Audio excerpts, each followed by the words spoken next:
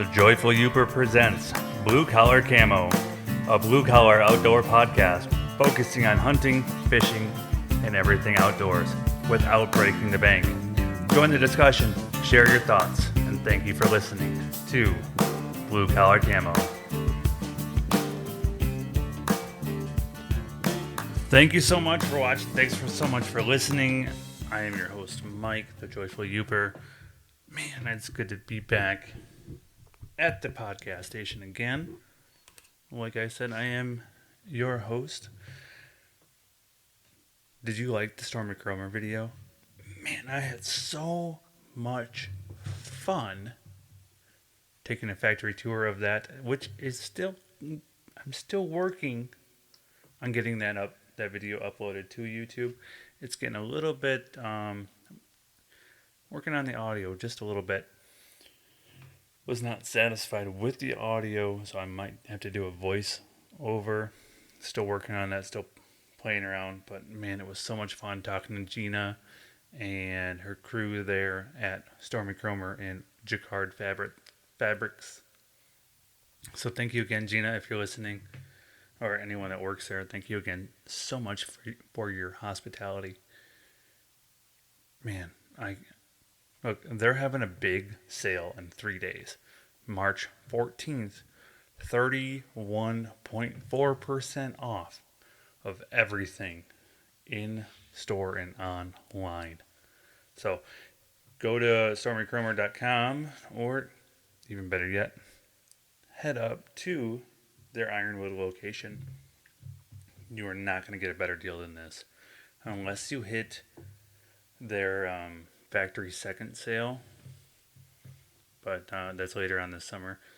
Look for all those details in my video, or listen into the podcast that was previous to this. So go ahead and take another listen to that, but check them out, stormycromer.com, for 31% off coming up on March 14th, which is Pi Day.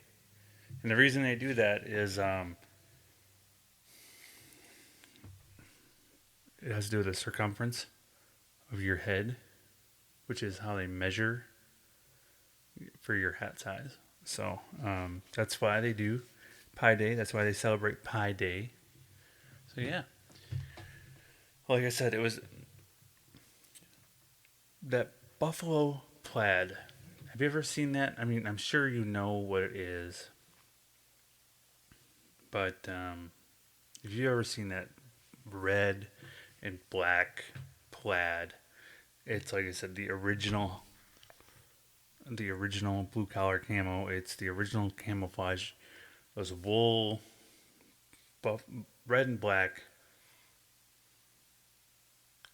like plaid jackets and pants and hats. That's called buffalo plaid, and that was the original hunter's orange, right? So I wanted to talk to you about that. It got me thinking, what is the history of hunter's orange?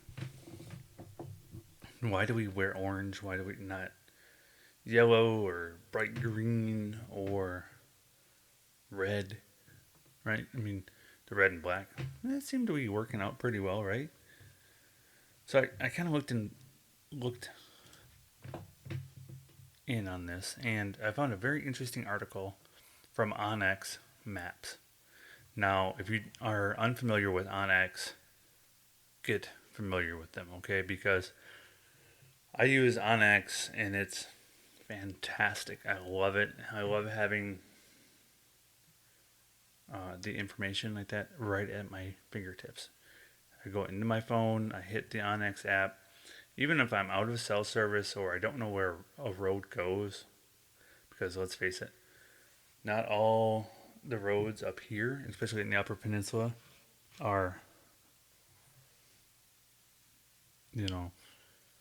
how should I say, you can't just pull up maps anytime you want, right? Because you don't have service. Well, on X, I can see where the road's going. I can see where the trail's going to go. There are some trails where I hunt that are not on Google Maps or anything like that. They're not on maps, but they're on X. it has property lines, it has topography, it has man, it has so many features, right? So get onX, and look, I don't even represent them, but I use them. I believe in their products, and if they want to say, "Hey, Mike, we want you to do a, whatever," let me know. We'll talk. But yeah, get you onX. It's like $100 a year, right around there. But if you are an avid outdoorsman or woman, you need onX, because onX is where you can find like the pathway to big game is right on onX. Right, no more flipping through books, big plat books saying, "Oh, who owns this property? Who owns that property?" No, onX. Right now, who owns it? Where the property line's at, and so much more. And if you get your elite membership, they've got deals worked out with so many other people that you can get a discount on so many options, which is one of the reasons we're here. Remember, onX gives you so many deals, so it saves you money. So that's why I'm looking to save you guys some money. That's where these articles coming from, is onX, but there are so many other articles on the same stuff. Okay, so Hunter's Orange. Believe it or not, it came out in the 60s. Okay, according to this, it was Hunter Orange, your shield of safety. So it was first coined by outdoor writer Frank Woolner from Field and Stream. Okay, October 1960, and it has got a great history of Hunter's Orange. But it started out, they tested a bunch of colors. They tested the red, the buffalo plaid, yellows. Before Hunter's Orange, they were using yellow, kind of fluorescent yellowish. Or not fluorescent yellow, but just a different yellow, a safety yellow, not fluorescence. They tested blaze orange, they tested white, they tested everything. And blaze orange or Hunter Orange was a most noticeable. Now, I love being out in the woods. I love being out on the river or the lakes or the streams. Man, I love being outside. And I love taking my kids outside. But there are certain times of the year I make sure I'm wearing orange and they're wearing orange. Especially if we're on public land or we are on somebody else's property, which we have permission to be on, where we don't know the neighbors. We're always wearing something orange. You have to be safe in the woods. And I don't want to get shot. I don't want my kids to get shot, my family to get shot. So we wear orange pretty much right after September all the way into December, where there's the potential for hunting. Well, there's an active firearm season. Now, do you have to wear orange all the time while you're hunting? No, absolutely not. When you're stationary for hunting for turkey or coyote, foxes, raccoon hunting at night, you don't have to wear orange. Not, at least not in Michigan, okay? If you are archery hunting, you do not have to wear orange in the state of Michigan. That being said, if you are hunting with a firearm, pretty much, if you are asking yourself, do I have to wear orange?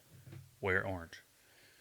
Anytime you're hunting with a firearm, with the exceptions of stationary hunting like turkey or coyote, pretty good idea to wear orange. If you're archery hunting, most places don't require you to wear orange, but it is always good to wear it anyway if you are just bebopping out in the woods. Okay, so wear some orange. Get noticed. Get noticed enjoying your outdoors, right? Don't be stupid. Wear some orange. All right. So, in 1957, the oh wait, hold on. I'm looking at this article right now. Mm-hmm. Mm-hmm.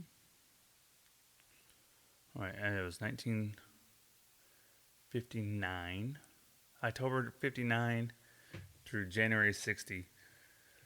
They were using the army was using field tests to see what popped out most. Okay, and they found that Hunter Orange was the best. Now, a lot of things are, will the deer see me?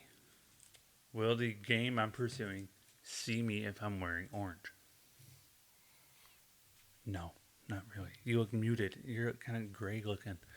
But they will see you if you're wearing your blue jeans.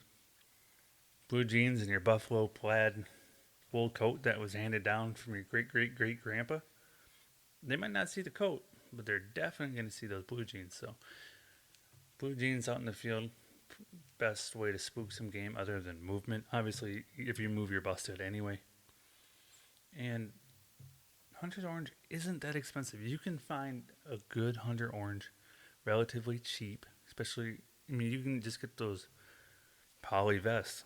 It works. In the state of Michigan, you have to have a coat, a vest, or a hat when you are required to wear Hunter Orange. If you are confused about whether you have to wear orange or not, be sure to check with your local game laws, okay? So,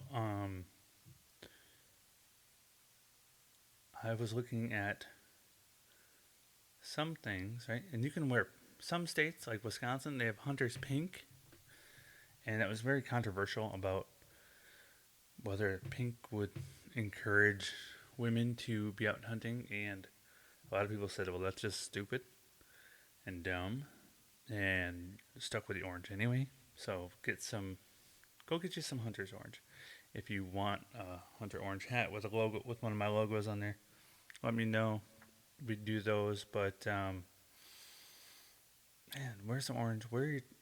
If you're archery hunting, PSA, if you're archery hunting in a tree stand, always, always, always wear that harness, that safety harness, okay? You don't want your kids to find you at the bottom of a tree. Wear your harness, get some orange on, or if you're hunting in the tree stand, no matter what, wear your harness. That's a whole nother podcast I'll get into later. But definitely wear your safety gear, your PPE, okay? Personal protective equipment, meaning Hunter's Orange, your boots, all that proper rain gear, right? So hunting PPE, safety or Hunter's Orange, safety harnesses, stuff like that. All right, so wear that stuff out in the woods. Be safe out in the woods, but get out, enjoy the woods. And I want to talk to you now about some wonderful stuff that I found at my local Walmart. All right, local Walmart. I did a Facebook video of this. If you did not get to see it, well, you're going to see it now. So that's cool. But